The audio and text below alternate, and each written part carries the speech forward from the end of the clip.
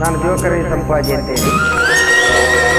ಯಕ್ಷಗಾನ ಅಂದರೆ ಏನಂತ ಗೊತ್ತಿರಲಿಲ್ಲ. ಮತ್ತೆ ಒಂದು ಸ್ವಲ್ಪ ವಿಕಾರ ಇದ್ದವರು ನಾವು ಹೇಳುದು ಹಿಂಗೆ ಬಹುಶಃ ಆಸೆಯಾಗಿ ನನ್ನನ್ನು ಕಲ್ಲುಗುಂಡಿಯಿಂದ ಧರ್ಮಸ್ಥಳಕ್ಕೆ ಕರ್ಕೊಂಡು ಹೋದ್ದು ಬಣ್ಣದ ಮನೆ. ಸಾಯಂಕಾಲ ನಾನು ಮಲಗಿದ್ದೇನೆ ಬಿಡಾರದಲ್ಲಿ. 4 ಗಂಟೆ ಆಗುವಾಗ ಮ್ಯಾನೇಜರ್ ಬಂದು ಎಬ್ಬಿಸ್ತಾ ಇದ್ದಾರೆ. ನೀ ಅಭಿಮನ್ಯು ಅಂತ ಕೊಡ್ತೀನಿ. ನನಗೆ ಹೆದರಿಕೆ ಹಾಕಿಲ್ಲ, ಅಲ್ಲಿವರೆಗೆ ಮಾಡಲಿಲ್ಲ. ಜನ ಆಣಿಕೆ ಬಲಿಸಿಲ್ಲ. ನೀವೊಂದು ಮೇಳಕ್ಕೆ ಹೋಗ್ತೀರಾ? ಇಲ್ಲ, ಸಾಧ್ಯ ಇಲ್ಲ, ಈ ಸಂಬಳವೇ. ಅವರು ಏನು ಕೊಡ್ತಾರೆ ಅಲ್ಲಿ ತಗೊಳ್ಳಿ, ನಿಮಗೆ ಏನು ಕಡಿಮೆ ಆದರೂ ನಾನಿದ್ದೇನೆ ಅಂತ ಹೇಳಿ ಇದೇ ಸಮಸ್ಯೆ. ನನ್ನ ಮರುಜೀವ ಅದು ಯಕ್ಷಗಾನ.